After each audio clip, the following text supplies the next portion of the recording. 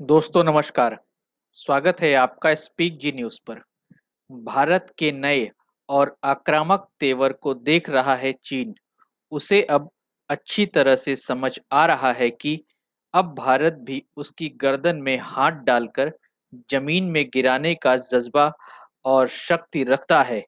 भारत के रक्षा मंत्री राजनाथ सिंह ने रूस की राजधानी मॉस्को में विगत 4 सितंबर को चीन के रक्षा मंत्री वेई फेघे से मुलाकात के दौरान उन्हें साफ-साफ समझा दिया कि उनका देश भारत के साथ अकारण ही पंगा ले रहा है।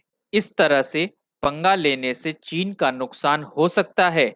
दोनों देशों के प्रतिनिधिमंडलों की वार्ता की जो तस्वीर मीडिया में आई, उन्हें देखकर भी साफ लग रहा है कि भारत अब रक्षात्मक नीति को छोड़ चुका है। राजनाथ सिंह के हाव-भाव और चीन के रक्षा मंत्री के चेहरे की चिंता सभी टेलीविजन चैनलों पर देख रहे थे। गुरुवार को विदेश मंत्री जयशंकर भी चीनी विदेश मंत्री वांग यी को दो टूक शब्दों में समझा आए हैं कि चीन की हिमाकत किसी के हित में नहीं है। मतलब साफ हो चुका है कि भारत अपनी संप्रभुता और सीमा की रक्षा के लिए प्रतिबद्धता पर किसी को संदेह नहीं होना चाहिए। दरअसल राजनाथ सिंह तो चीन से बातचीत के लिए तैयार ही नहीं थे, क्योंकि चीन का रवैया हाल के दिनों में बेहद निराशाजनक रहा है। उसने भारत के साथ न तो पड़ोसी धर्म का और न ही मित्र धर्म का पालन किया है।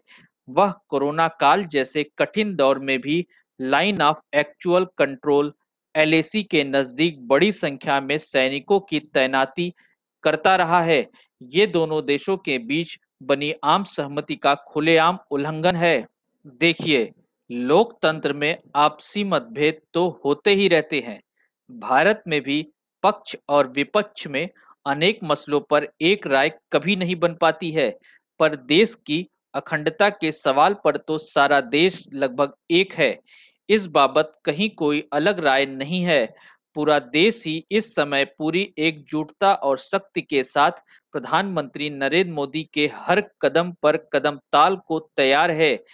इसलिए चीन को समझना चाहिए कि अब भारत 1962 वाला भारत तो कतई ही नहीं है। अब ईंट का जवाब उसे पत्थर से मिलेगा।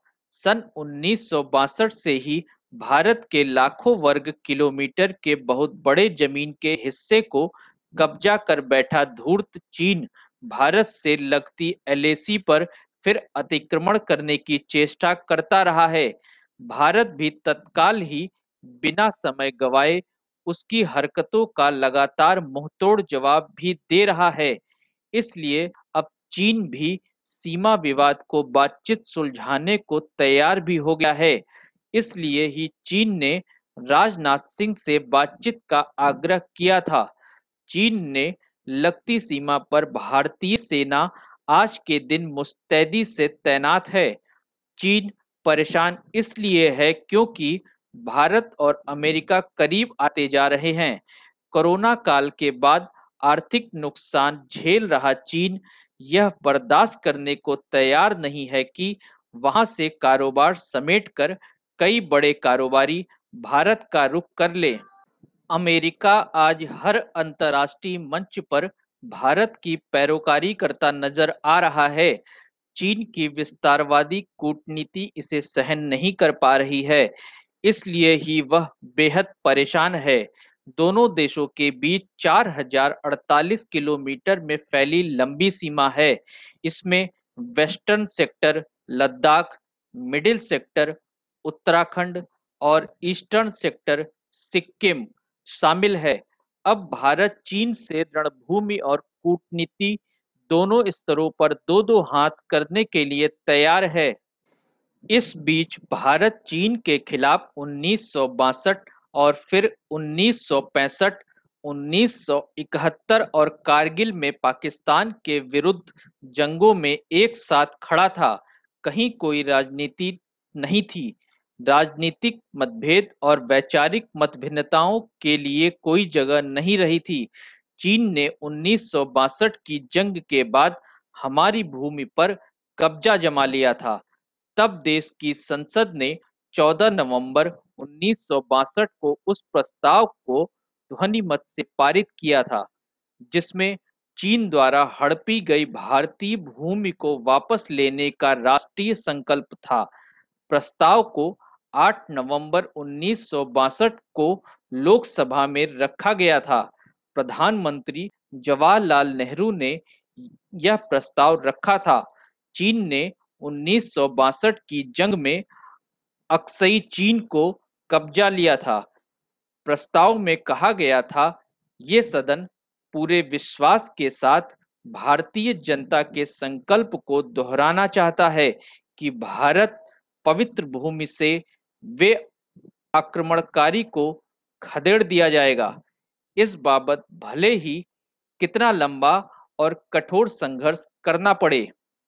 सन 1971 के युद्ध में पाकिस्तान को धूल चटाई थी हमने, तब भी देश एक साथ खड़ा था।